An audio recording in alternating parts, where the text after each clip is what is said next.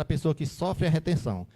Por que é que eu gosto de tratar dos dois lados? Porque vocês têm cliente que é fonte pagadora e tem cliente que é beneficiário. Inclusive, na mesma empresa, né? É o caso do Prolabore. Você faz a retenção na fonte do titular ou sócio da empresa e já faz a DCTF, né? Dessa retenção, faz a DIF, né? E o caminho segue. Bom, então, do lado do beneficiário, ele recebe rendimentos, tá? Ele sofre a retenção enquanto a fonte pagadora faz. E na sua apuração do tributo, ele vai deduzir o tributo retido, daquele que ele vai apurar como tributo devido. Então, veja que é totalmente o contrário da fonte pagadora. E em relação aos procedimentos voltados para obrigações acessórias, quem sofre a retenção, se for pessoa jurídica e não for do Simples Nacional, ao apurar o IRPJ e a CSLL, vai utilizar esse valor, vai demonstrar ele lá na SF, até 2014 na DIPJ. Né? 2014 já decaiu, ninguém fala mais. Mas era a DIPJ. Então, e as contribuições retidas, PIS e COFINS, vai aparecer no demonstrativo do PIS e COFINS a ser apurado. Então, vai lá para a FD Contribuições. Bom, e em relação aos beneficiários pessoas físicas, essa retenção na fonte sofrida vai aparecer como dedução do imposto de renda da pessoa física lá na declaração. Então, isso aqui é o quadro, tá certo? Um quadro resumo que dá uma ideia dos dois lados da retenção, quem sofre a retenção e quem faz. Tá? Lembrando que quem faz a retenção tem a obrigação de recolher. Né? Primeiro, tem a obrigação de reter. Tá? Então, existe penalidade para quem não retém, e existe a penalidade quando esse imposto não é recolhido. Então, pode ter duas penalidades. Tá? O não cumprimento da retenção e o não pagamento. O não pagamento por conta da apropriação indébita. Então, isso é mais ou menos como funciona o imposto retido na fonte. Bom, então aqui eu só tenho esse quadrinho que eu fiz aqui exatamente para dar uma abordagem geral. Deixa eu voltar aqui. A gente está... Nós estamos naquela fase de apagar incêndio. Então, eu digo que, na verdade, a minha função hoje é mais bombeiro do que qualquer outra coisa, porque todo dia a gente está apagando incêndio. E vocês também, tenho certeza disso. Né? Então, daqui a pouco ninguém é contador, é bombeiro, apagando incêndio todo dia. Por conta das obrigações, prazos, né? Nós estamos com redução muito grande de pessoal, ou seja, é um assunto que vocês não têm nada a ver com isso, deveria, né, ter o serviço à disposição, mas é uma realidade. Eu digo isso porque eu estou na chefia do atendimento, inclusive dividindo com esse tempo que eu tenho que sair, e a gente está vivendo um período muito ruim em relação a manter a estrutura. Não é fácil. Na ótica da administração, tudo é feito pela internet. Os programas, as operações do FAP, tá? Lá na cartinha, lá é bem claro dizendo que não precisa comparecer à Receita. Mas não é bem assim. Hoje, antes de vir para cá, eu estava no balcão das recepcionistas, saindo, e eu tomei conhecimento que o plantão fiscal, que ainda funciona, só não vai acabar agora porque tem um programa de imposto de renda, mas vai funcionar só até o dia 30 de abril. Depois de 30 de abril, não temos mais auditor para plantão fiscal de pessoa física. Bom, essa é a realidade, tá certo? É a realidade que está aí, tá certo? E a gente tem que se virar, E vamos ver o que a gente faz. A gente fica fica assim, meio, como se fosse meio impotente, né? Mas eu estou aqui dividindo essa angústia com vocês, tá certo? A gente está tentando tirar leite de pedra, tá? Hoje mesmo eu disse, então, se o plantão vai embora, eu quero um analista aqui. Não tem concurso para analista, eu vou fazer o quê? Né? Vamos ver. Vamos seguir para ver como vai ficar, tá? Então, eu estou dizendo isso porque eu não tive tempo de fazer uma apresentação para vocês, tá certo? Eu estou tentando fazer tudo um pouquinho, então não tenho. A gente não tem. Cláudio Anoto está praticamente na mesma situação. Veja que ele não está mais preparando slides, né? Ele não está porque é uma realidade, não tem tempo. É cobrança, metas, entendeu? Tem que atingir metas e somos cobrados por isso. E se a gente não cumprir aquela meta, aí vem uma burdoada, né? E termina sobrando, né? Quer dizer, acabou. Hoje eu sinto falta do tempo que eu tinha para fazer meu material para as palestras. Eu era feliz e não sabia, né? Eu sou um parasita quase aposentado, né? Imagine se realmente a gente fosse parasita, né? Não digo. Eu gosto de ser justo, embora eu tenha meus erros.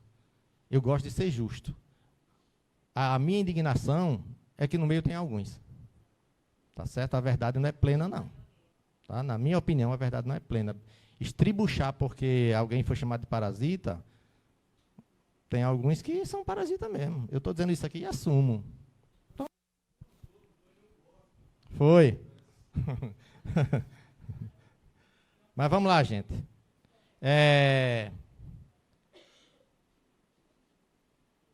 Vamos pegar aqui alguns aspectos da normativa.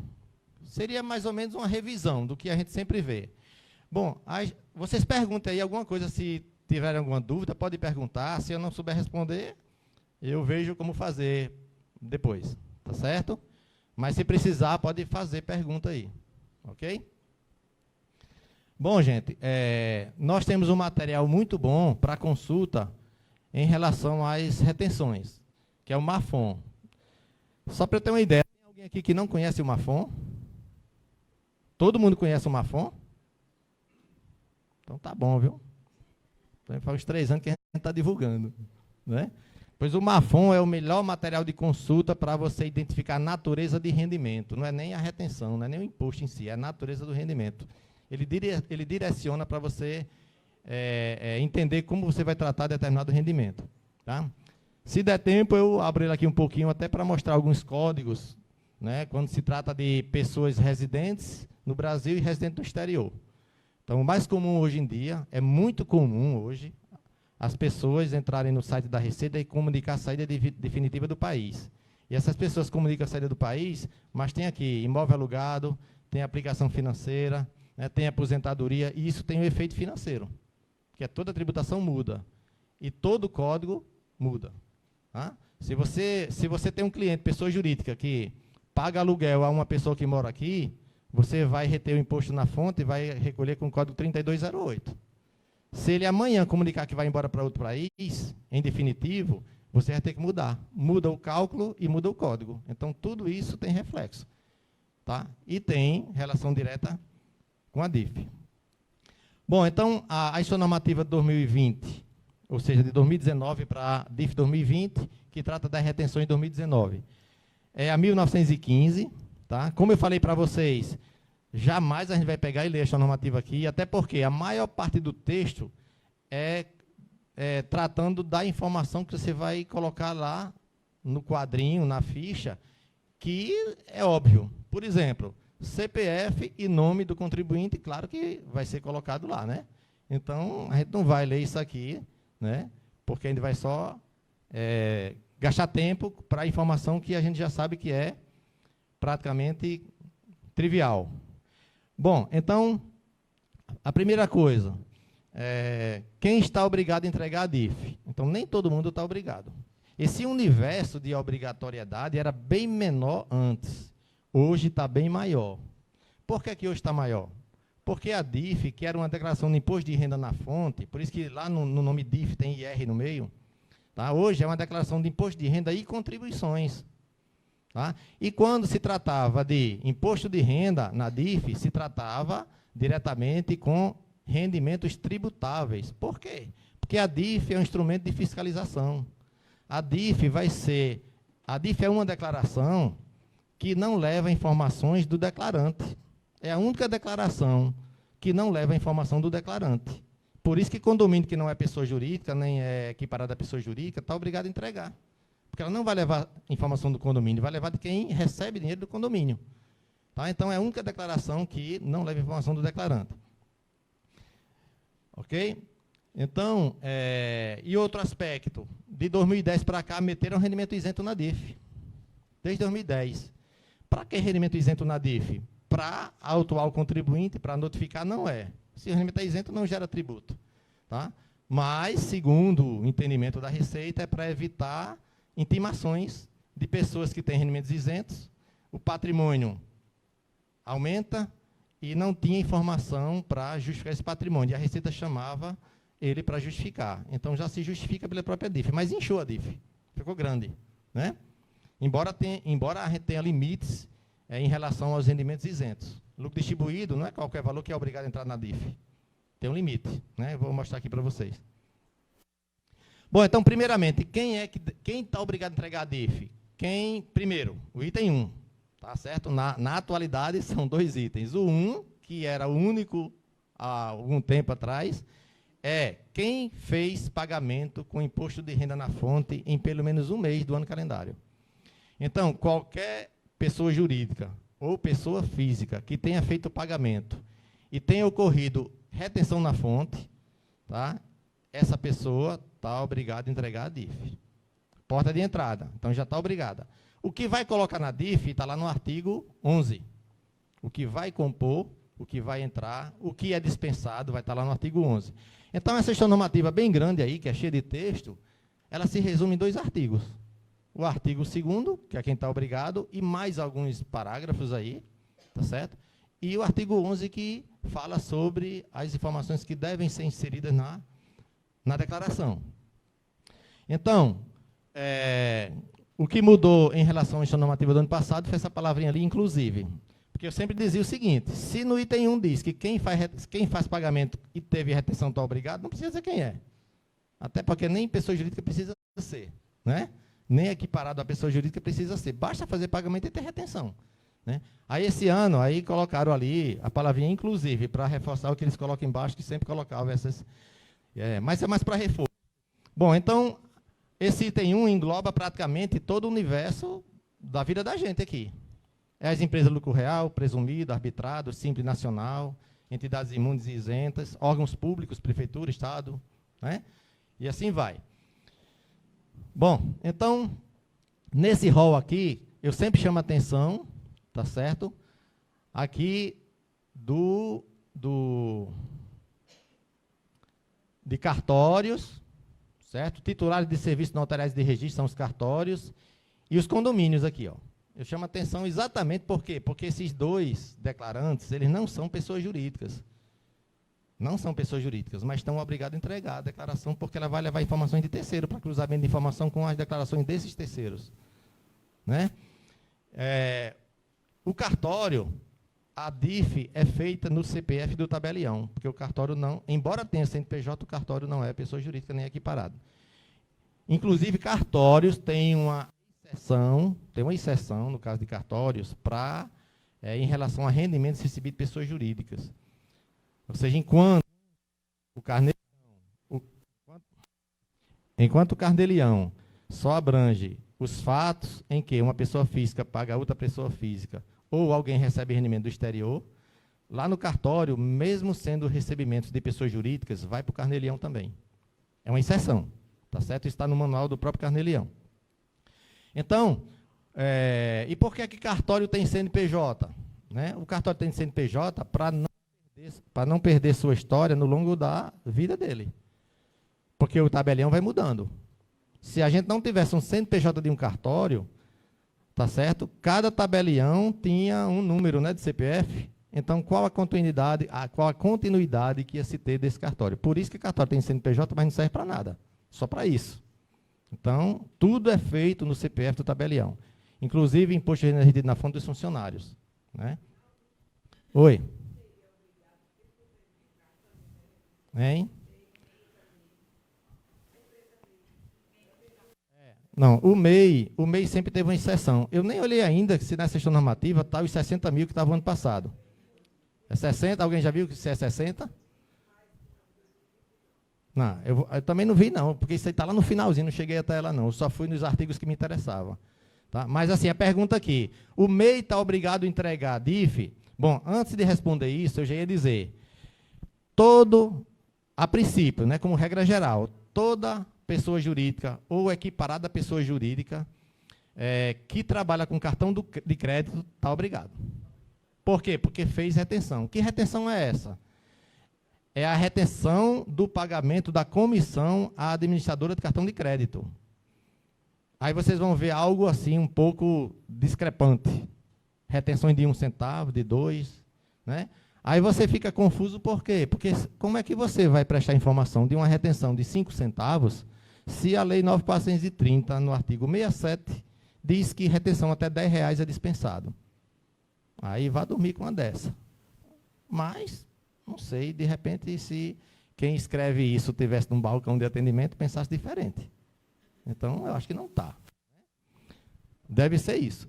Então, se tem dispensa de 10, para que você fazer de 1 centavo? Em relação àquele DARF de R$10, que o banco é proibido a receber, é proibido de receber, DARF menor de que R$10, tudo bem, porque ali é o que? É o custo da automação bancária. Aí, o que acontece? As aplicações financeiras, você vê DARF, retenção menor do que R$10, mas esses DARF são eletrônicos. Então, DARF eletrônico não tem automação bancária para ser objeto de despesa. Tá? Mas, assim, o ideal seria que tudo isso ficasse unificado. Né? Então, o MEI, até o ano passado, tá? Se tivesse receita de até 60 mil, mesmo estando operando com cartão de crédito, não fica dispensada da DIF, o MEI. O restante não. Agora, é uma trabalheira danada você pegar aquele extratos em que o banco, que a administradora manda, para vocês colocarem DIF, né? Vamos tudo lá para cima, é? A gente subindo na vida, ó. Vamos lá para cima. Bom, gente. Bom, então, cartório e condomínio está aqui no rol, tá certo?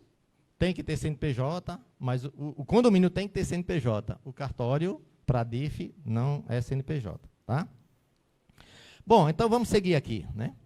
Bom, o item 1 tratou dessas entidades que são as mais comuns, né? Agora, nós temos outras situações em que a DIF é obrigatória, mas são casos mais distantes da realidade da gente, mas existem. Quais são? O item 2, tá? As seguintes pessoas físicas e jurídicas, ainda que não tenha havido retenção. Ou seja, alguém vai entregar uma DIF, mesmo sem ter feito retenção de ninguém. Mas são esses casos aí. Vamos fazer aqui uma analogia entre pessoa física empregadora e pessoa física que remete dinheiro para o exterior. Ou seja, aquela pessoa física que tem um empregado com carteira assinada e o salário é acima do limite da tabela, ao pagar o salário desse empregado, vai reter na fonte, vai recolher com o código 0561 e vai fazer a DIF.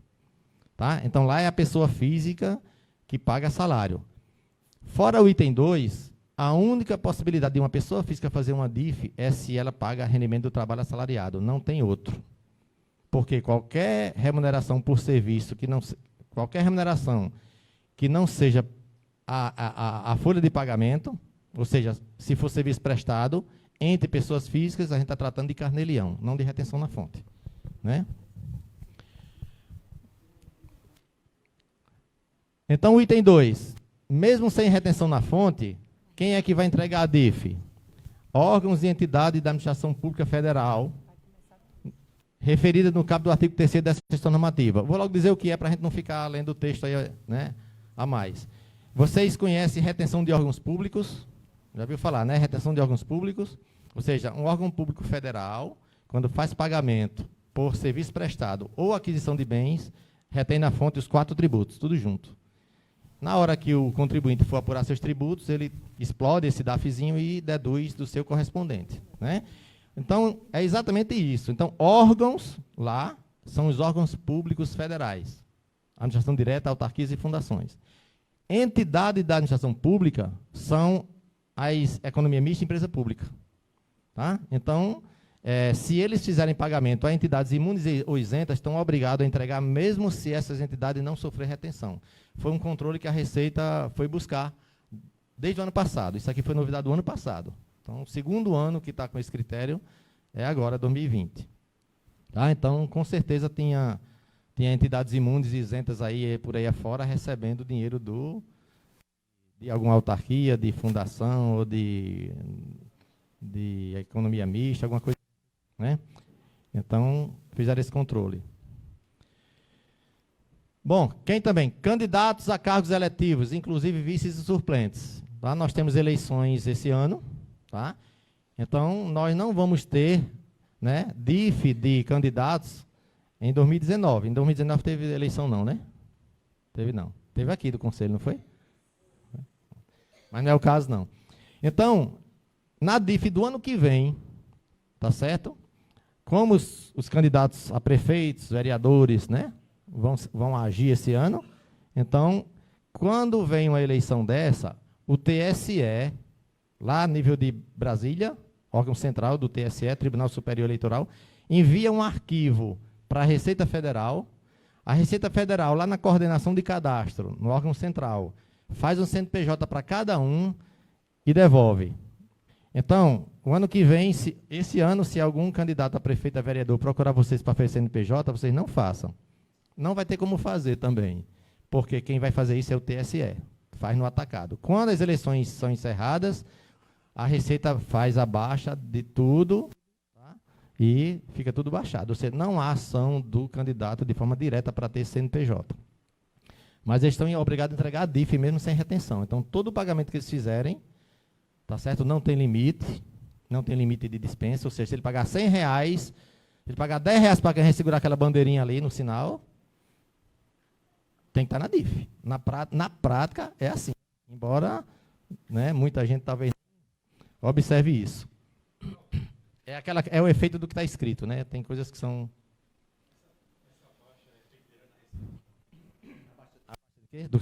Não, o CNPJ ele nasce e morre através dos órgãos centrais.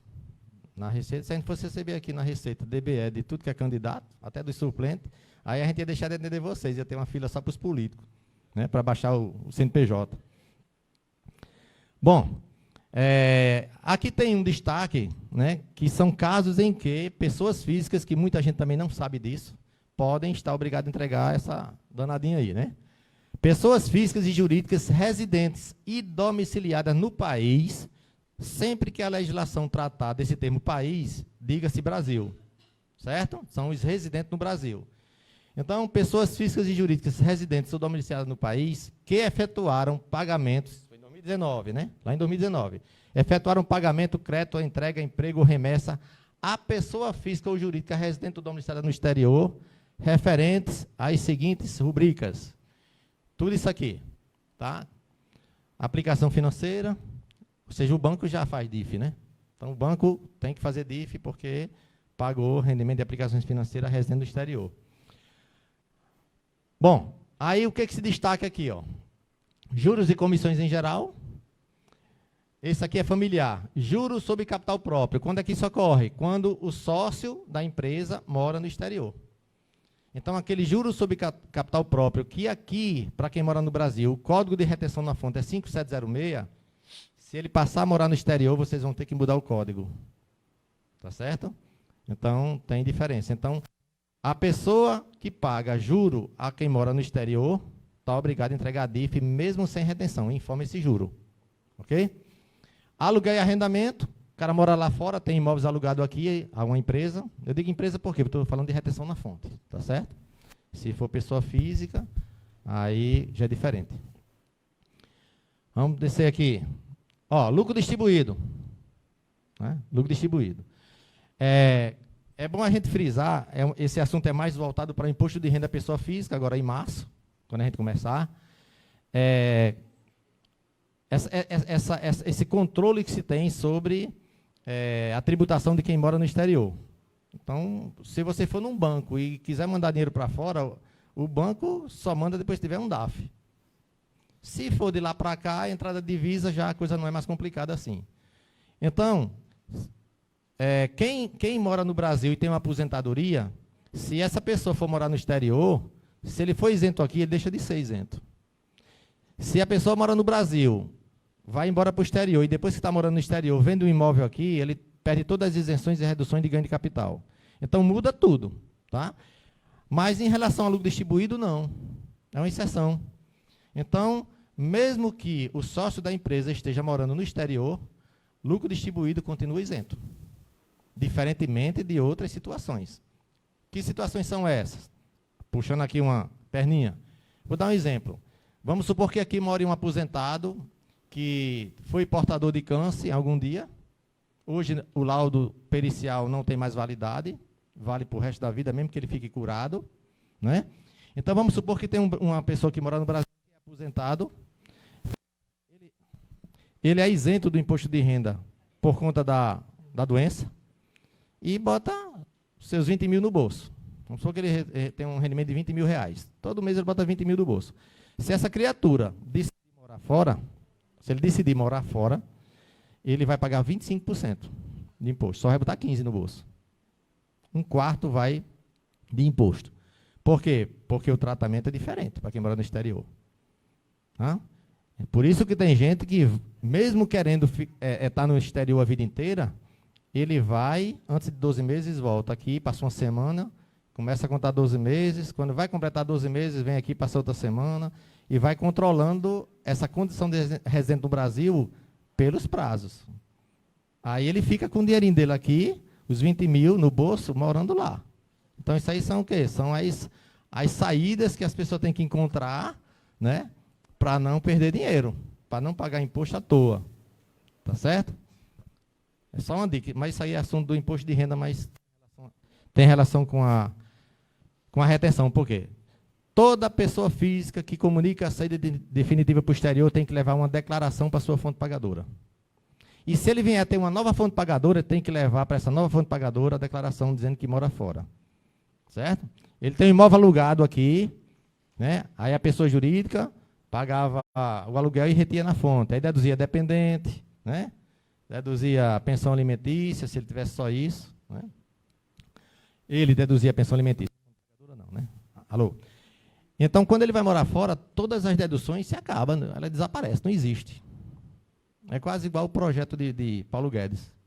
Acaba as deduções, né? Vamos lá, então, esse item 13 aqui é exatamente aquela situação em que pode pegar algumas pessoas aqui para ficar obrigado a entregar a declaração. Ou seja, se você mandou dinheiro lá para fora para alguém gastar com turismo, negócio, serviço, treinamento ou missões, ou em missões oficiais, tá certo? Também tem que fazer a DIF, né?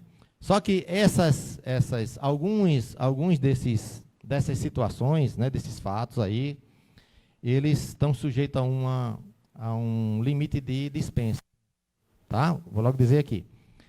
Por exemplo, se eu mandar 30 mil lá para fora para meu irmão gastar, se ele estiver viajando, mesmo que ele volte a semana que vem, eu tenho que fazer a DIF. Se eu mandar 28 mil, eu estou dispensado. Por quê? Porque existe um limite de obrigatoriedade, ou seja, existe um limite para você estar obrigado a entregar a DIF, e esse limite é aquele de 28.559,70, que é o limite bem conhecido para a entrega de declaração do imposto de renda, enquanto não mudar a tabela, né? Quando mudar a tabela, esse limite vai sofrer alteração. Não, aí já é você mesmo. Eu sou eu. Aí é você levando dinheiro, né?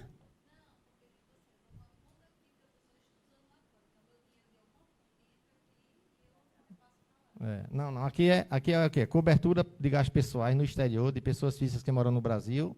Aí vem viagem, turismo, negócio. Por isso que eu digo, você mandar dinheiro para alguém torrar lá fora, se for acima de 28.559, está obrigado a fazer a DIF, para dizer que mandou dinheiro para alguém torrar, né?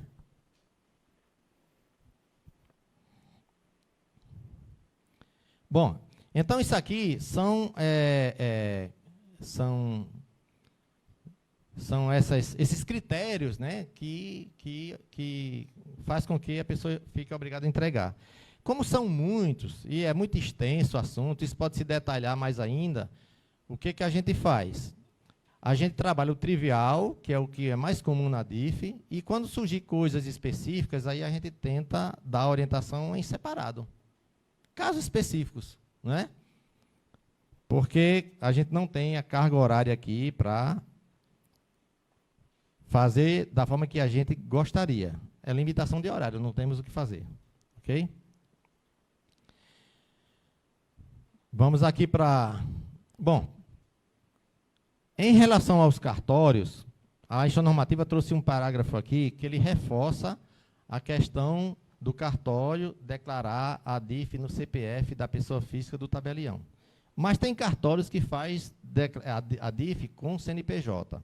Tá? Então, para ficar claro quais são esses casos, né, nós temos aqui o seguinte. A DIF 2020 dos serviços notariais de registro deverão ser apresentadas. O item 1, no caso de serviços mantidos diretamente pelo Estado, pelo CNPJ. Então, quem vai fazer a DIF é o CNPJ. E no caso 2, no item 2, são os cartórios convencionais, tá? Que faz a DIF no CPF. Quando ele fala CPF, é o CPF do tabelião. Não é de outra pessoa, é do tabelião. Aí você diz, e quais são os cartórios que fazem DIF com CNPJ? Se eles são mantidos pelo Estado, são os cartórios dos Tribunais de Justiça. Tá? Então, o TJRN tem cartório lá. Eu já vi até DIF do Tribunal de cartório, tá certo? Que usaram o mesmo CNPJ do Tribunal de Justiça. Talvez lá seja o mesmo, eu não sei.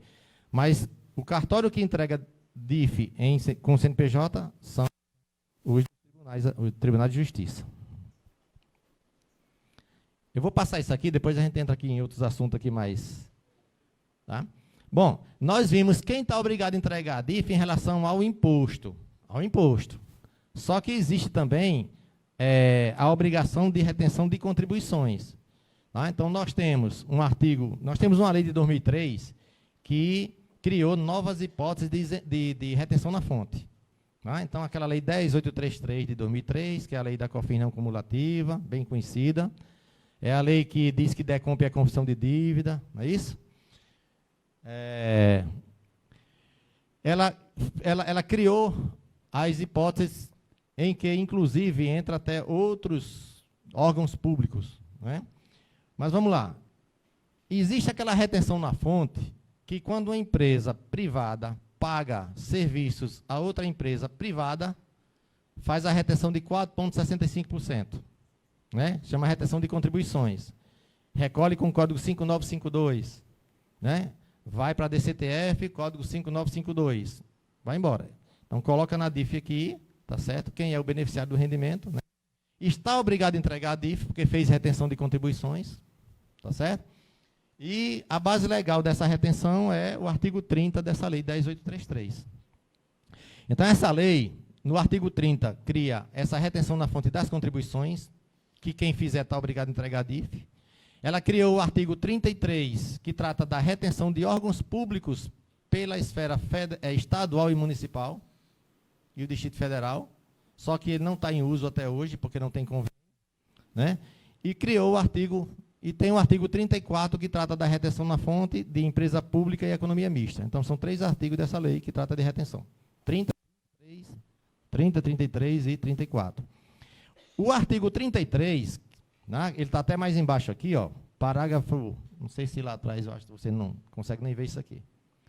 O parágrafo 5º fala exatamente do artigo 33. Ou seja, quando é que uma prefeitura ou Estado vai fazer retenção na fonte quando compra água mineral? Tá? Quando é que o município, o Estado, vai fazer retenção na fonte de contribuições, ou seja, de imposto e contribuições, que ele retém os 4, né? Quando fizer pagamento na compra de um veículo. Tá? Por enquanto, embora tenha previsão legal, não existe convênio para que esses entes façam retenção. E eles só podem fazer retenção se tiver convênio. Por incrível que pareça, a lei é de 2003, até hoje não teve nenhum convênio assinado. Então, como é feito nos pagamentos realizados por prefeitura, por exemplo, né? A prefeitura vai fazer um pagamento a uma prestadora de serviço, vai reter o imposto de renda na fonte daquele 1 ou 1,5% separado e não retém, né, as contribuições. Por quê? Porque não tem convênio. Né? Então, hoje, o Estado e os estados e municípios hoje faz a retenção na fonte só do imposto. E quando se trata de serviço prestado. Porque a retenção na fonte, na modalidade de órgãos públicos, é feita com os 4 tributos tudo junto. Se de repente vier um convênio para município, Estado, fazer retenção conhecida como retenção de órgão público, tem que ter, tá certo?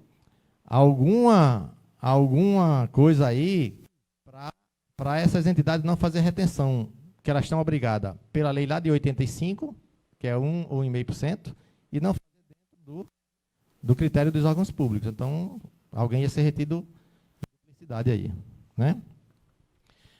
Ok?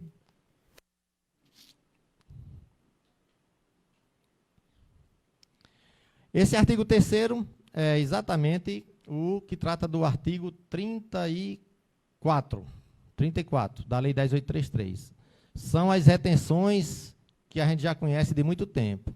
Então, toda a retenção de órgão público e de economia mista, empresa pública com participação do governo, só existe a retenção na esfera federal. Estadual e municipal não tem nada ainda.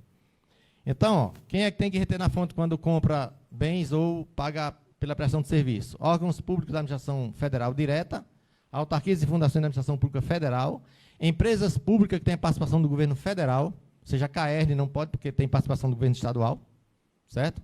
Já a Caixa Econômica é uma empresa pública, tem participação do governo federal, então vai fazer retenção. E sociedade de economia mista, Banco do Brasil, Petrobras e assim vai. Ok? Então, nós acabamos de ver aí quem é que está obrigado a entregar a DIF. Tá? Empresas privadas, o trivial, faz pagamento, retém, faz a DIF. Quem não reteve na fonte, mas mandou dinheiro para o exterior, pagou rendimento de aplicação financeira, pagou juro para quem mora lá fora. Tá? Se aparecer um caso desse, vocês param e vamos olhar como é que a legislação trata. Bom, no artigo 11, prazo 28 de fevereiro, né? Embora fevereiro esse ano seja bissexto, tem 29, mas 29 é sábado, então vai ser dia 28 de fevereiro o prazo de entrega. Preenchimento. Eu disse que era o artigo 11, é o 11, tá? Então, preenchimento. Aqui trata da moeda. Claro, tem R$100, né? A moeda corrente é real, então não tem o que... Mesmo quem faça, né, operações com alíquota zero, mas se tiver com previsão de obrigatoriedade, tem que fazer a declaração e colocar aquele rendimento ou aquele pagamento sem retenção, que seria uma alíquota zero, né? Bom, artigo 11. O artigo 11 é que vem agora com o conteúdo. Então, o artigo 2º é tudo aqui. Artigo 2º e seus parágrafos foi tudo que a gente viu antes, né? Quem está obrigado. O artigo 11 é o que você vai incluir na DIF. Então, aqui vem as dispensas, ou seja, não é proibido você incluir informação na DIF. Informação que seja dispensada, não é proibido. Mas também você pode não informar por conta da dispensa, né, levando em consideração esses limites. Bom, então vamos lá. As pessoas obrigadas a apresentar. Olha aqui, é o termo obrigadas. Né? Então, quando ele diz as pessoas obrigadas, é porque já verificou tudo que a gente viu antes. Primeiro passou pelo critério da obrigatoriedade. Eu estou obrigado ou não estou? O MEI está obrigado? Vamos ver lá na frente, para ver se tem os 60 mil ou se levaram para o limite atual, né? Porque 60 era lá antes da mudança para 81 mil. Quem quiser esse material, eu encaminho, viu? E aquele quadrinho também eu posso encaminhar. Só pegar meu e-mail e pedir. Tá? Eu acho que um monte de gente aí tem meu e-mail já. Não garanto ser para pronta entrega, mas chega. Né? Estou de férias a partir do dia 13. Eu interrompi minhas férias.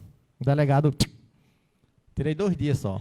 Aí interrompi e vai para o dia 13 agora. Aí agora não interrompo mais não. Que eu vou fazer palestra pelo CRC em Macau, Mossoró.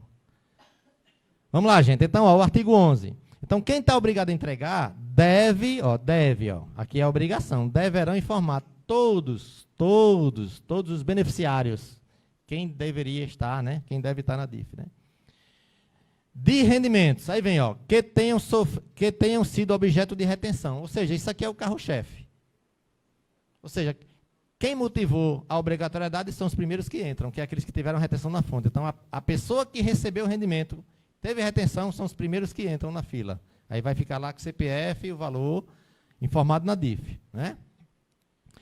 Bom, no item 2, se não tiver imposto retido, mas se o valor do rendimento do ano foi acima de 28.559,70, também tem que entrar na DIF. Eu gosto muito de fazer uma analogia. Olha só, a Receita está dispensando que rendimentos de até 28 mil seja dispensado de ser incluído numa declaração. O que é isso? É abrir mão dessa informação, não é? Se você pegar um professor que trabalha no município de Natal, no estado do Rio Grande do Norte, e trabalha em outra fonte pagadora, né? Não sei se pode trabalhar em 3, mas um professor que ganha 25 mil em 3 fontes pagadoras, ela não está obrigada a informar ele na DIF se não tiver retenção. Ou seja, a Receita não vai ter nenhuma informação dessa pessoa, porque a fonte pagadora não é obrigada a colocar. Mas ela está com 75 mil de rendimento para declarar.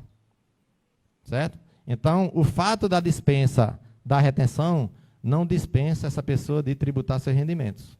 Lá na legislação da pessoa física. Tem que declarar tudo que ele ganhou. Isso é o que diz o que? A legislação. Tá? Bom, e o item 3, serviço prestado e aluguéis, ou seja, R$6.000. Então, a fonte pagadora informa, se quiser, rendimentos de até R$6.000 no ano. Não é obrigado a ser R$500 todo mês, não. Pode ser R$1.000 no mês, 3.000 em outro, 500 em outro, R$10 em outro. Deu 6.000, até 6.000 está dispensado. 6.001 centavo está obrigado a ser incluído. Aí eu reforço, não é proibido informar, tá certo? Tem fontes pagadoras que colocam até R$10 na DIF. Pagou R$10, coloca lá o CPF ou o CNPJ de quem recebeu. Tá? Então, isso aqui são critérios antigos, tá certo? Faz muito tempo que são esses valores aqui, e já é conhecido da gente. Né? É recomendável, não seria vocês que iam passar isso para o prestador de serviço, é recomendável que quando alguém vai prestar serviço para uma pessoa jurídica e o rendimento é pequeno, né? Ou seja, vamos dizer abaixo de R$6.000 no ano, é interessante que ele faça um contrato de trabalho, tá certo? Tenha comprovante do valor recebido. Por que eu estou dizendo isso para vocês? Porque eu já vi casos em que a Receita reteve declaração em malha em relação à dedução de livro caixa, porque o contribuinte declarou tudo o que ele ganhou, mas as fontes pagadoras não informaram para a Receita por conta dos limites. Dá um exemplo. O cara trabalhou para 10 empresas, recebeu 6.000 de cada uma. Serviço prestado. Né? Se ele ganhou 6.000 de cada empresa, essas empresas não estão obrigadas a incluir ele na DIF, se não tiver retenção. Certo? Se não tiver retenção. Se for um valor em um mês que ultrapassa a tabela, vai ter retenção, ele vai ter que entrar pelo critério lá do primeiro, né, do item 1. Então, ele vai ter 60 mil de rendimento na declaração, realmente ele recebeu, mas tem 15 mil do livro caixa. Aí, como não tem nenhuma informação na DIF, ele ficava em malha porque o livro caixa não estava verificando se tinha rendimento do trabalho não assalariado. Imagine. Entendeu? Aí seria o quê? Ele teria que comprovar que ganhou aquele rendimento. Então, é bom, todo serviço tem que ser objeto de um contrato que vai servir para mostrar depois. Embora seja, não era para ser necessário, né? Se você está oferecendo rendimento da tributação, né? Esse evento aqui é gravado, é filmado, é tudo assim, é? Então tem que ter cuidado. Ainda bem que Paulo Guedes queria acabar mesmo com as deduções. Né? Vamos lá. Então, ó, rendimento de previdência privada não tem limite. Então, se você receber 1 centavo da Previ, né, esse 1 centavo vai ter que estar informado na DIF. Tá certo? Bom, isso aí é o que a gente tem assim, mais de universo no nosso cotidiano. Nós temos aqui rendimentos de pensão. Tá? São rendimentos pagos por geralmente por previdências, né? Previdência do Estado, do município, da União. Então, não é a fonte pagadora de vocês, né? Então, mas informa na DIF. Veja que aqui está tratando de rendimento de pensão que são isentas, portador de moléstia grave. E mesmo assim vai para a DIF. Foi aqui, é aqui onde consta o quê? Aquela informação que eu disse para vocês. Incluíram até rendimento isento na DIF. Tá? Mas, segundo o que a gente imagina, é simplesmente para deixar de intimar as pessoas que têm rendimento isento e têm patrimônio. Então, a própria DIF já dá a informação do rendimento que ele teve. Tá certo? Se não tivesse na DIF, ele seria chamado para justificar patrimônio que ele comprou com o rendimento que ele recebeu isento. Até que tem sentido, ou seja, para economizar a intimação. Tá? Isso aqui. Aposentadoria e reforma. Ó, lucros, dividendos e lucros. Tá? Só se for superior a 28.559,70. Ou seja, quem tiver cliente que distribuiu lucro para seus sócios, você pode colocar na DIF todos? Pode. Obrigação. Se durante o ano esse lucro distribuído foi acima de 28.559,70. Tá certo? Obrigação. Então, há essa dispensa. E, se você verificar essas dispensas, assim, em termos de um valor desse aí, por exemplo, aí eu lembro muito na época do imposto de renda, que, claro, todo mundo vai se preocupar com variação patrimonial descoberta, né? Porque é um dos focos, né, da Receita Federal, lá na pessoa física, é tributar patrimônio descoberto. Então, só para vocês terem uma ideia, não fique muito assombrado com isso, não. Né? Se eu estou dispensando receber informação de 28 mil, se eu estou liberando, estou deixando de receber informação de 28 mil, quem teve uma variação patrimonial de 25, não é para ser chamado. Né? Não é para ser incomodado. É só a gente ler que vai, né, vai entender mais ou menos isso. Né? Então, se há dispensa, não há obrigação de você justificar um patrimônio de R$25 mil descoberto, que pode ser exatamente esse valor que foi dispensado. Então, não vai haver problema em relação a essas diferenças pequenas aí. Ok? Hein?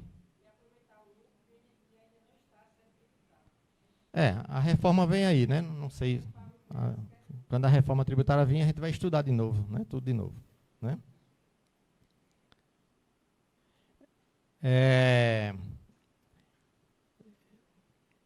Esse item 10 são aquelas remessas posterior. Ou seja, remessa posterior também fica sujeito àquele limite de 28.559,70, que é exatamente essa parte vermelha aqui, ó. Rendimentos remetidos por pessoas físicas ou jurídicas residentes no Brasil para a cobertura de gastos pessoais, lembra que eu falei lá? No exterior de pessoas físicas residentes no Brasil, ou seja, você residente aqui, mandando para quem mora aqui, mas está passeando lá fora. Tá? Observado o limite observado o disposto no parágrafo 6º. Esse parágrafo 6º diz que há a dispensa de até 28.559,70. Então, quem mandou dinheiro para seu filho gastar lá fora, quando ele está lá fazendo intercâmbio, se foi abaixo de 28.559,70, não precisa fazer DIF. Se mandou acima disso, teria que fazer. Certo? Os meninos que estão lá fora fazem intercâmbio, mandam dinheiro para ele. Mas o limite é 28.559,70.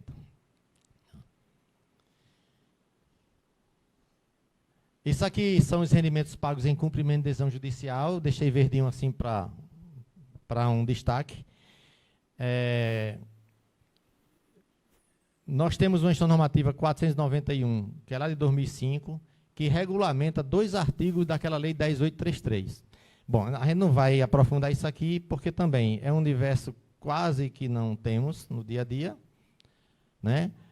Até que na ótica de quem recebe rendimentos decorrentes de decisões judiciais, né, a gente tem mais frequência. Aqui é o lado de quem paga o rendimento, né, por decisão judicial. São os tribunais. Aí. Então, se surgir alguém, né, que esteja recebendo rendimentos através da Justiça Federal, né, por decisão da Justiça Federal ou trabalhista, tá certo? Aí, na hora de fazer a retenção, aí teria que observar esta normativa 491 de 2005. Quem for pagar, quem está recebendo vai tributar na pessoa física, se for o caso vai colocar no RRA, aquele rendimento recebido acumuladamente, vai pegar a planilhazinha com o número de meses para né, diminuir um pouquinho a tributação. Mas isso aqui ficou em destaque mais para, se for o caso, a gente verificar de forma separada. Quem geralmente tem interesse por essa informação são os próprios tribunais. Tá? TRT, Tribunal de Justiça, geralmente eles vão buscar essas informações aí.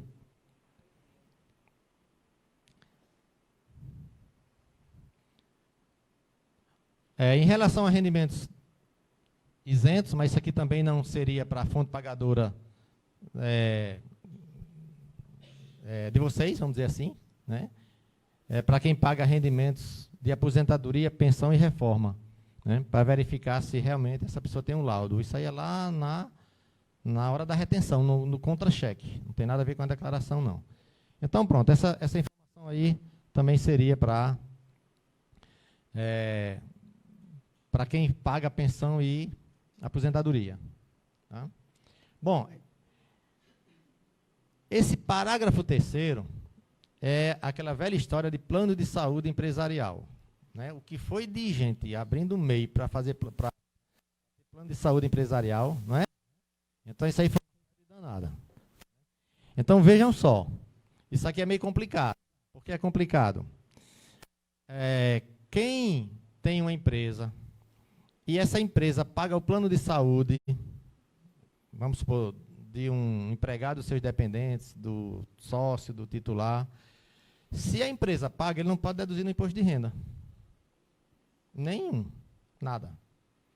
Certo? Porque o ônus daquela despesa tem que ser do contribuinte pessoa física. Agora, se o cara tem uma empresa, ele tem um contra-chequezinho do Prolabore dele, e lá tem rendimentos, deduções, aí lá tem plano de saúde, tirando do bolso dele, lá, aí é exatamente o que deve constar aqui. Tá certo? Então, como é que acontece isso? Tem empresa inativa que contratou plano de saúde. Empresa inativa. Como é que a empresa inativa paga plano de saúde de alguém? Né? Mas tem. E essas pessoas que estão nesse universo querem deduzir no seu imposto de renda o plano de saúde. Só que,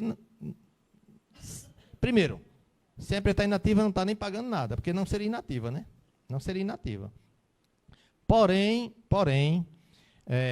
eu conversei com o pessoal do setor de malha fiscal aqui, conversei exatamente porque eu ia tratar desse tópico aqui, né, nas palestras. Qual é o entendimento do pessoal da malha?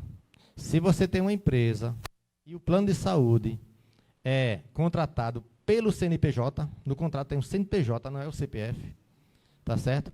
Mas se você comprovar que a mensalidade do plano de saúde saiu da sua conta pessoa física, eles ainda acatam como dedução. É esse o tratamento que vai se dar. Se essa pessoa que tem, tá certo? O plano de saúde contratado pela empresa, mas não prova que foi ele que pagou, não prova que foi ele que pagou, ele não vai conseguir deduzir na declaração. Vão tirar e vão refazer a declaração dele, aí vem notificação, redução de restituição, alguma coisa desse tipo aí. Tá certo? É mais uma chamada para...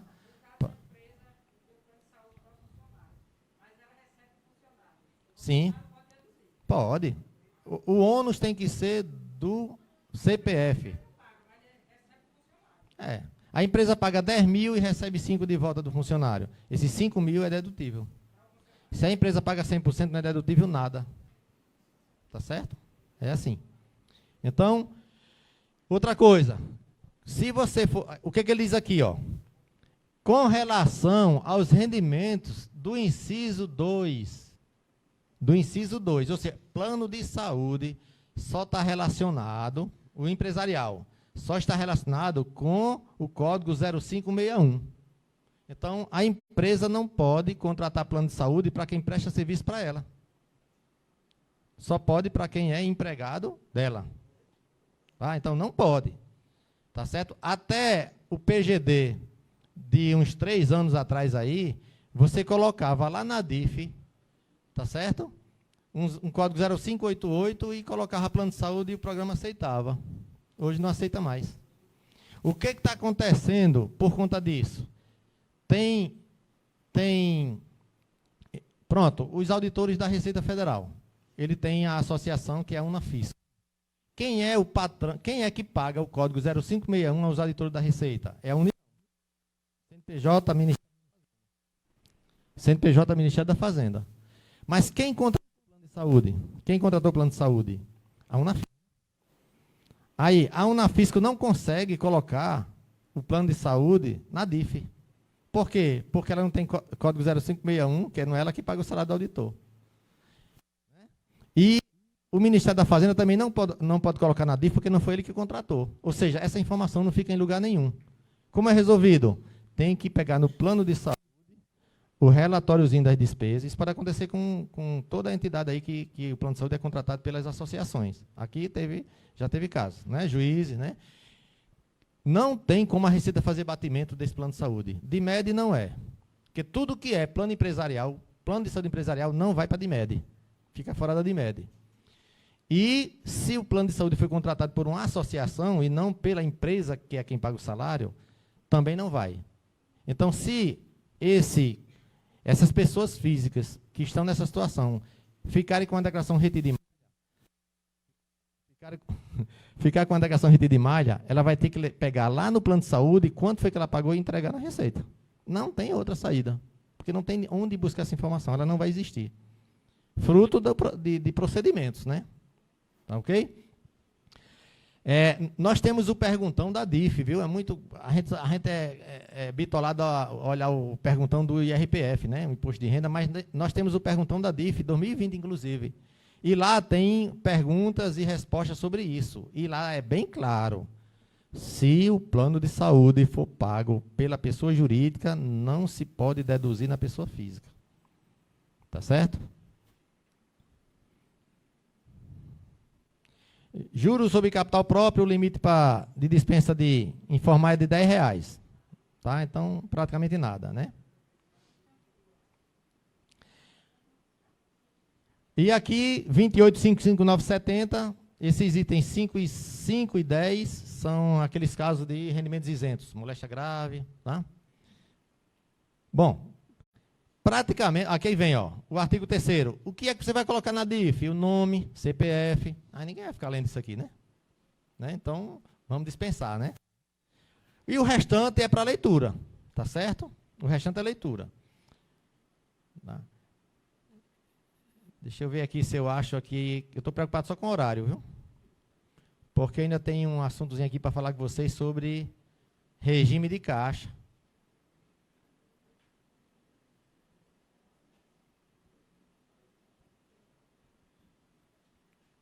Coisa boa é falar a verdade. Eu nem li essa bicha toda.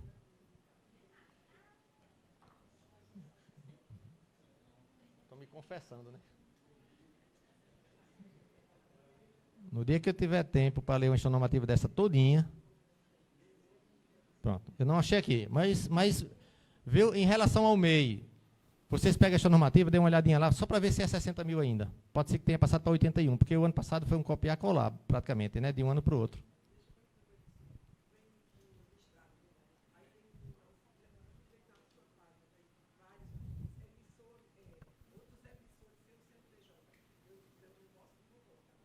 Não tem um elemento para informar, não é?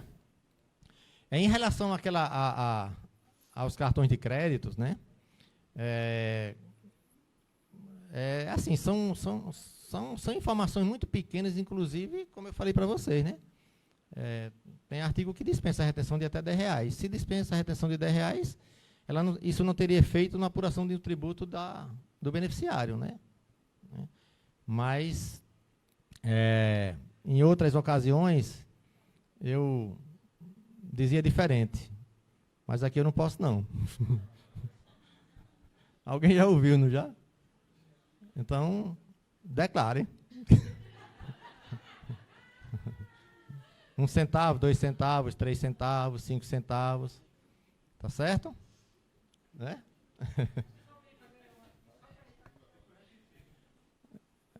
Qualquer coisa fala com como é, esqueci até o nome agora. Como é teu nome, mulher, que eu esqueci? O Elma. Pergunta ao Elma que ela sabe como é que faz.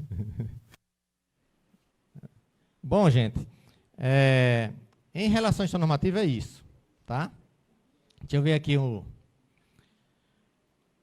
nós temos aqui, perguntas e respostas da DIF. Está aqui, Vocês vão lá na página da Receita, onde encontro perguntas e respostas, aí aparece lá várias, tem DIMED, DIMOB, IRPF, IRPJ, e lá tem DIF. Então, tem o perguntas e respostas da DIF 2020. Tá? Então, que é para consulta. Vamos para cá. Só para você ver os tópicos aqui, informações gerais, prazo de entrega, declarantes, rendimentos isentos, remessa para o exterior, aí vem toda aquela parte que eu falei para vocês, a parte de previdência, plano de saúde. Está vendo aqui? O que ele diz aqui, Qual modalidade de plano de saúde privado e assistência à saúde contratado por pessoas jurídicas sem benefício de seus empregados devem ser informados na DIF? Né? Aí tem aqui. Deve ser informado na DIF os valores referentes a plano de saúde privado e assistência à saúde na modalidade coletivo empresarial contratado com operadora de plano de saúde com funcionamento autorizado. É quem tem matrícula na ANS. Tá certo? Na ANS. Agência Nacional de Saúde. O que deverá ser informado? Aí diz aqui. Tá certo? O que diz aqui? Se a fonte pagadora custear o valor total do plano sem a participação do empregado, que valor deverá informar na DIF? Nenhum. Porque também não pode ser deduzido. Certo? Não pode ser deduzido. Se alguém deduzir na declaração e, de repente, não ficar com essa declaração retida em malha porque não alcançou o parâmetro de malha, ela vai embora. Mas isso não é certo acontecer. Não é certo acontecer. Tá certo? Então, se ela ficar retida em malha, por isso que é interessante, fazer a declaração, fica acompanhando, para verificar se houve alguma inconsistência e se essa inconsistência tem fundamento. Aqui seria um caso. Né? Porque não é todo mundo que sabe disso. Principalmente o cidadão comum. Ele acha que paga o plano de saúde e vai para a declaração dele. Né? É a mesma coisa de quem faz declaração de quem tem pensão alimentícia. Acha que todo dependente tem que estar na declaração. E o dependente tem pensão alimentícia. Aí vai somar com o da mãe e a mãe vai pagar muito imposto quando deveria pagar menos. Então, tudo isso aí são coisas relativas. Tem que verificar cada caso. Né? Bom, então isso aqui é o manual da DIF. Tá? Fica aí apresentado. O Mafon é esse bicho aqui, que tem tudo sobre retenção na fonte.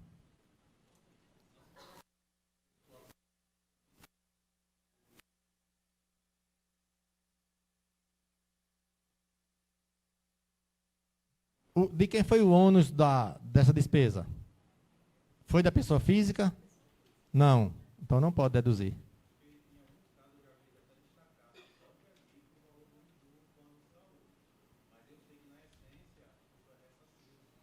Ressarcimento é você receber de volta uma despesa que você teve. Se você recebeu de volta, você não teve o ônus dessa despesa.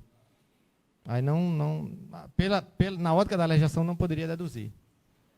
Assim, a gente vai se deparar com situações que o controle não alcança todo mundo. É normal isso. Tá certo? Não é impecável. Né? O processamento das declarações tem os critérios. Por exemplo, parâmetro de malha. Parâmetro de malha é um valor fixado lá pelo órgão central que, se você ultrapassar aquele valor, sua declaração está retida. Se não ultrapassar aquele valor, sua declaração vai embora. E, às vezes, a informação que está nela não é verdade também. Tá? Então, isso depende muito dos parâmetros de malha. Agora, a orientação é fazer de forma correta. Por quê? Porque o imposto de renda é só o mês de abril. O imposto de renda são 5 anos para frente, como eu sempre disse. A preocupação nossa não é com hoje, é o que possa vir depois. Não é? Por exemplo, as empresas que não tributaram rendimento de aplicação financeira lá no lucro presumido, em 2015, estão sendo chamadas agora. Vai decair em 31 de março agora de 2020 e o primeiro trimestre de 2015. E devem sair auto de infração já do primeiro trimestre, porque senão vai decair. Né, de quem não tributou. Ou seja, o reflexo lá de 2015 está chegando em 2020. Tem empresa que já está fechada e agora está devendo tributo. Então, isso aí é que a gente deve ter cuidado. Porque o controle que se tem hoje não é o mesmo que a gente vai ter daqui a 2 anos. Alguém pode dizer que hoje a Receita não pega ele, mas daqui a 2 anos pode pegar. Daqui a 3 anos, daqui a 4 anos, daqui a 5 anos. Tem 5 anos para isso. Então, essa visão, né, da gente achar que fez agora e deu certo, é relativa. Relativa. Então, pode ser que se tenha, né, novidade no futuro. Nós temos os FAPs, né? Já tivemos aí o FAP do DIFDAF, tivemos o FAP do falso simples, tivemos o FAP lá no Rio Grande do Sul. Rio Grande do Sul fez para o Brasil todo. Quando eu digo Rio Grande do Sul, é onde foi feita a operação. De empresas que encheram o quadro societário de CPF para pagar rendimento isento, como lucro distribuído. Então, foi pego. Entendeu? Então, vai fazendo. O prazo decadencial está lá, previsto. São até 5 anos para você, né, para a Receita. Tanto para você pedir, para você lançar alguma coisa, né, espontaneamente, como para a Receita lançar de ofício. Então, eu acho, claro, você não está vendo todo dia no seu escritório situações desagradáveis, mas a gente vê todo dia. Por quê? Porque ali é onde chega quem teve o problema, né? Então a gente vê. Para a gente é uma coisa rotineira. Quer dizer, pessoas que tiveram suas declarações revisadas e não teve o que fazer e só tem uma saída, como dizia um colega lá de Recife, né? Sentar no meio fio e chorar. Não tem o que fazer, não. Tá? Mas, assim, a gente, no imposto de renda, pessoa física mesmo, se eu fosse hoje dar uma entrevista para a sociedade sobre imposto de renda da pessoa física, eu ia falar sobre risco fiscal. Só sobre aquilo que a gente vê todo dia, para que não aconteça com as pessoas comuns. Infelizmente, tem pessoas que não são contadores e saem aprontando por aí fora, como eu vi em alguns casos. O amigo do meu filho, que faz declaração de todo mundo que mora na redondeza, mete informação de despesa que não existe. Acontece isso, né? Aí as pessoas que vão sendo prejudicadas, aí começam a passar. Teve um caso agora que eu disse, vá passando para seus amigos, para onde você trabalha, para as pessoas procurarem contadores para fazer declaração, não o pai do amigo do filho, né? Aí é complicado. E o cara não conhece nada de consequência disso, acha que tudo é muito fácil, né? Bom, então isso aqui é o MAFON. Sim, ficou respondida, né? Aqui é o MAFON, né? Para quem não conhece, o MAFON é o Manual de Imposto de Renda na Fonte, né? Ele tem aqui a classificação dos rendimentos, né? Ele tem aqui rendimentos do trabalho, tudo que envolve rendimento do trabalho, né? Nós temos rendimento de capital, aqui é onde fica aluguel, juros sobre capital próprio, aqui, ó, 5706. Então, cada código desse, se você clicar, ele leva você lá para o detalhe. Fato gerador, né? Quem é responsável pelo recolhimento, regime de tributação, que é o mais interessante. Tá? Rendimentos, outros rendimentos. Nós temos aqui rendimento de comissões, ó. Temos aqui rendimentos decorrentes de prêmios, prêmios em bens e serviços, prêmios de sorteio em geral, tá? Título de capitalização, ou seja, o Natal Cap, quando ele paga um prêmio daquele, ele já retém 30%. A tributação é 30% desses prêmios. Então, se alguém recebeu 40 mil lá, só recebe 28. Aí o resto vai e é tributado exclusivamente na fonte. Aí você vê, você clica aqui num códigozinho desse, ó, aí diz, bom, esse rendimento aqui, ele vai para o ajuste, o cara vai restituir do imposto que pagou, vai fazer o quê? onde é que você vai encontrar a resposta? Você vai lá para um item chamado, ó, aqui, ó, 30%, ó, alíquota, ó. Então, quem ganhar prêmio do Natal Cap, viu, só leva 70%. O resto vai para o cofre. Tá? Então, ó, regime de tributação, ó. Tá vendo aqui, ó? No caso de pagamento de prêmios em dinheiro mediante sorteio sem amortização antecipada, exclusivo na fonte. Pronto. Todos os prêmios são exclusivos na fonte. Quer dizer, a tributação, né, é exclusiva na fonte. Todo prêmio, não tem nenhum que não seja. Tá? Bom, então, fica aqui apresentado o Mafon. Cadê o horário? Que hora é? Segundo, eu fui informado, é até às 16 horas, né? 16, né? Bom, vamos para cá. Tem mais um arquivozinho aqui para a gente olhar. Regime de caixa. Por que eu vou falar isso aqui? Porque eu comecei a falar sobre isso, aí isso tomou uma dimensão tão grande em termos de não cumprimento, né? Que eu fiquei admirado. Começou com o FAP de FIDAF aqui em Natal, né? Pegaram empresas grandes aí, foi pega pelo FAP para retificar suas informações. E o que aconteceu? Tinha empresa pagando a folha de pagamento, certo? E já pagava o imposto de renda na fonte no mês seguinte. Só que não estava observando o danadinho do regime de caixa. E o que é regime de caixa? É você tributar quando paga. Tributar quando paga.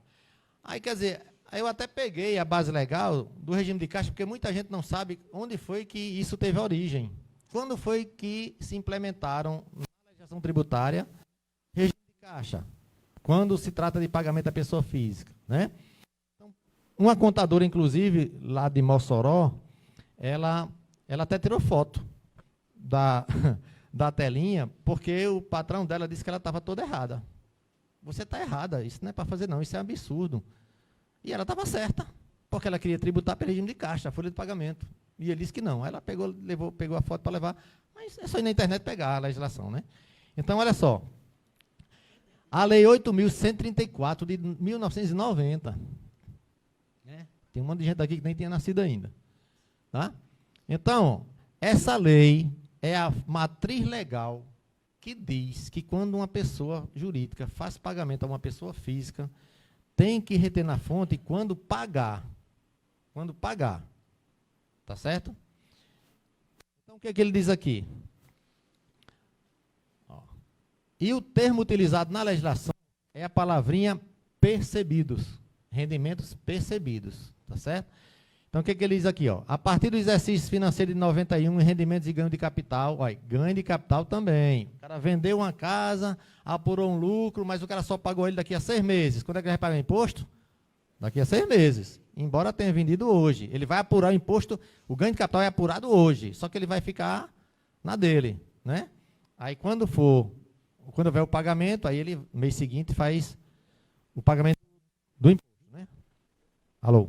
Bom, então, ó, percebidos por pessoas físicas residentes ou domiciliadas no Brasil, serão tributados pelo imposto de renda na forma da legislação vigente com as modificações introduzidas por essa lei. Por quê? Porque já tem a lei anterior, Lei 7.713, né? É de 88. Aí vem aqui, ó. O artigo 2º. O imposto de renda das pessoas físicas será devido à medida em que os rendimentos e ganho de capital forem percebidos. Isso aqui é o regime de caixa.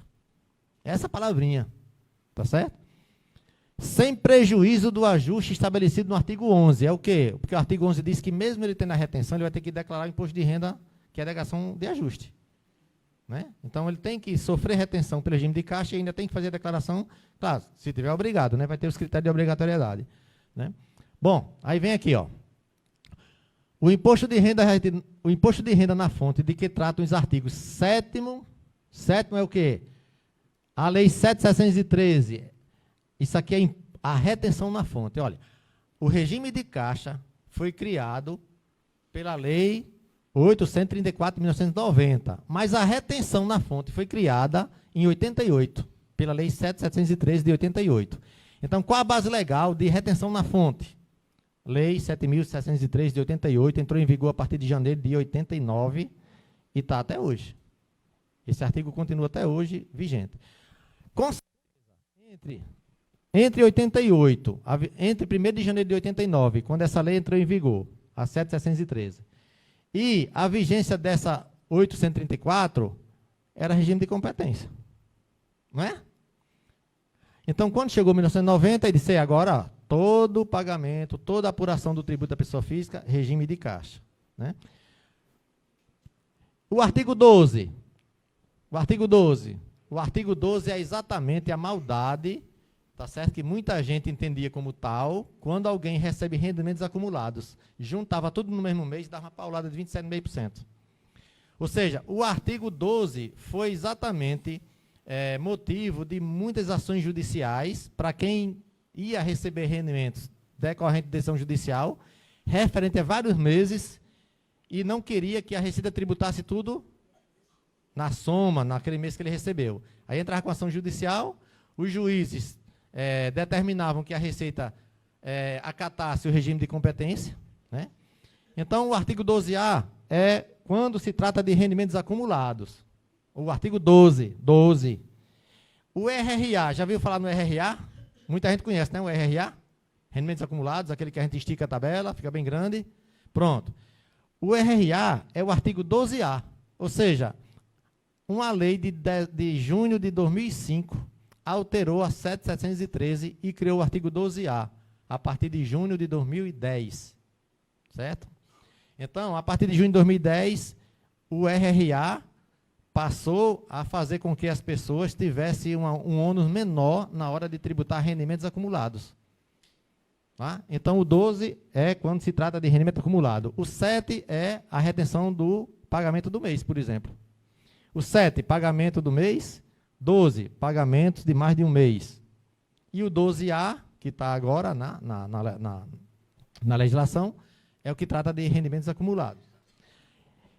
Aí, vem aqui o artigo 4º. Em relação aos rendimentos percebidos a partir de 1º de janeiro de 91, o imposto de que trata o artigo 8º da Lei 7.713, será calculado sobre rendimentos efetivamente recebidos, regime de caixa. Que é isso? O carnê-leão. A empresa, uma pessoa jurídica vai pagar alguém, observa o mês do pagamento para reter. A pessoa física que recebe de outra vai observar o mês que ele recebeu para calcular o carnê-leão. Tá? Então, retenção na fonte, artigo 7 da 7.713. Carnê-leão, artigo 8º da 7.713. Essa é a matriz legal da retenção e do carnê-leão. Foi quem criou esses dois instrumentos aí, tá certo? Da tributação da pessoa física. Bom, então nós temos aqui a matriz legal, que é a lei. Se você quiser ir para o regulamento de imposto de renda, ele vai estar no artigo 2º, mesma coisa, só que aqui ele cita, né, que de onde ele vem, o imposto sobre a renda será devido à medida que os rendimentos e ganhos de capital forem percebidos, observado o artigo 78, ou seja, o que na lei está no artigo 11, dizendo que ele tem que fazer declaração de ajuste, no regulamento está no artigo 78. Ou seja, a retenção é pelo regime de caixa, mas fazendo a retenção, isso não quer dizer que você fique dispensado de declarar. Tá? Então, você tem que fazer a declaração. Tá? Então, 78, eu até coloquei aqui, isso aqui foi o que eu coloquei, obrigatoriedade do ajuste anual. Tá? Isso no regulamento. E se você quiser ir lá para a instrução normativa, que está em vigor, é a 1.500. Está lá no artigo 3º. Tá? Parágrafo 3º do artigo 3º. Pronto. Então, o regime de caixa está na matriz legal, 8.134, 90, está no regulamento de imposto de renda e está na instrução normativa. Onde você for, está lá, o dispositivo e como deve se proceder. Tá? O que aconteceu lá em Mossoró? Isso aqui é a tabela progressiva, que a gente tem até hoje, né, da retenção. Coloquei aqui um quadrinho aqui com valor de dependente, para quem quiser fazer algum cálculo, para quem tem aposentadoria com mais de 65 anos. Né. O que aconteceu? Depois que eu conversei sobre regime de caixa, nas palestras sobre retenção, né? O que aconteceu? Uma empresa vinha fazendo tudo por regime de competência. Ou seja, vinha fazendo tudo por competência. Aí chegou dezembro de 2019, né? Ainda trabalhou com regime de competência. Então, pagou o salário de dezembro em dezembro. Quando chegou em janeiro, disse, agora eu vou acertar com base nessa lei aqui, que eu tenho que mudar agora. Estava errado. Aí ela vai pegar janeiro, vai pagar no início de fevereiro. Quando é retenção? Fevereiro. Essa DIF vai ficar com o mês em branco. Né? Porque não teve pagamento. A folha vai ser de janeiro. Mas a retenção vai ser em fevereiro, que recolhe em março. O FAP, que pegou o DIF-DAF, foi sobre isso. Tudo que apareceu de contribuinte com o FAP foi por conta da não observação do regime de caixa. Embora eles pagassem até antecipado. Só que na hora que foi acertar, aí ficou um mês faltando, outro mês sobrando. Um faltando, outro sobrando. Aí você pega, e teve diferença também. E teve reflexo na DCTF, para retificar a DCTF. É uma trabalheira danada, um negócio desse. Teve empresa que teve 60 mil a mais para pagar, mas tinha uns pedacinhos sobrando dos pagamentos do mês. Tem empresa com mais de 300 mil. Teve de tudo. Por que isso? Só porque não observaram isso aqui. Né? E a gente acha que isso nunca vai surgir um problema. Mesmo que não tivesse ônus para a empresa, e o trabalho do contador? Para refazer tudo o que você fez antes. Isso foi 2015, 2016, 2017. Entendeu? Você vai voltar no tempo para fazer algo que você já fez antes. Quer dizer, retrabalho, né? Oi.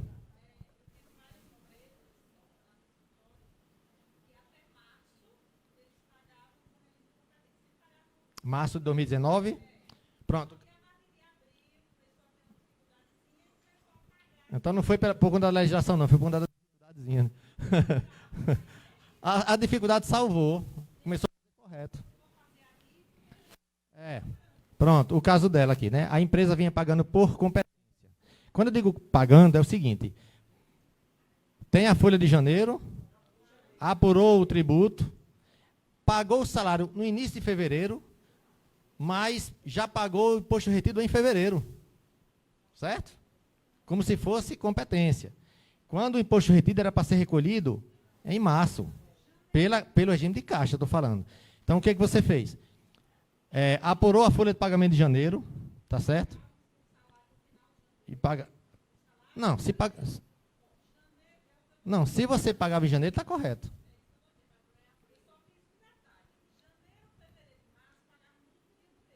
Sim, então pronto. Ah, tá. Eu entendi diferente. Não vai ter nada. Vai ficar em branco.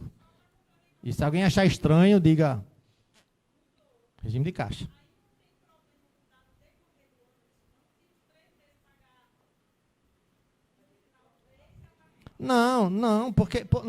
Porque é a verdade. Ou seja, você teve janeiro, fevereiro e março coincidindo competência com caixa. Foi só isso. Não é que você deixou de observar o regime de caixa. Você não deixou de observar. Tá certo? Só que coincidiu com competência. Então, janeiro, pagou em janeiro, vai ter janeiro e recolhe em fevereiro. Fevereiro, pagou em fevereiro, recolhe a retenção na fonte em março. Chegou março, pagou no mês de março, paga a retenção em abril. Quando chegou abril, aí não pagou o mês em abril, pagou em maio. Aí abril não tem nada, pagou em maio, recolhe a retenção e esse DAF vai ser em junho. E vai até janeiro do ano seguinte, o último DAF. Porque é exatamente o reflexo do regime de caixa.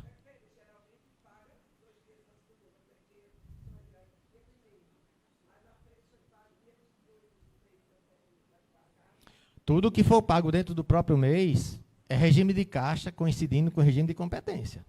Tá certo? Então, se tiver alguém, se a empresa paga alguns no próprio mês e outro no mês seguinte, vai ter que segregar. Tem que segregar. Vai ter DAF pago antes e outros pagos depois, né? Por conta da observação do regime. Bom, minha gente, diante do limite do horário, da carga horária que a gente tem, eu achava que não ia falar quase nada da DIF aqui, mas a gente tem que tratar daquilo que tem relação com ela, né? Geralmente, quando eu faço algum mini curso, alguma coisa assim, né, para as entidades aqui, a gente leva mais tempo porque a gente pega tudo que tem reflexo com aquele assunto principal, não é? Então, se a gente for tratar aqui de de ganho de capital, a gente não pode tratar de ganho de capital se a gente não falar de declaração de bens. A gente não pode tratar de ganho de capital sem tratar de data de aquisição. A gente não pode tratar de ganho de capital sem tratar de data de alienação, tá? De legislação sobre atualização de valor dos bens, né? A diferença entre atualizar um bem e incorporar valor ao bem. Então, tudo fica relacionado. Então, a gente fica assim fica mais integrado com outros assuntos que têm relação direta. Tá? Então, faz muito tempo que eu não vi isso aqui. Eu não sei nem se eu já vi isso aqui lotado. Né? Fiquei admirado. Né? Mas, assim, eu já fui contactado por Radna. Tá? Ela já está aí já fazendo um esboço aí de uma programação para o mês de março. E ela vai divulgar. E eu me comprometi de fazer parte dessa parceria, tá certo? Pela Receita Federal. Né? Quando eu me aposentar, eu vou continuar fazendo parte da parceria, sem a Receita. Né?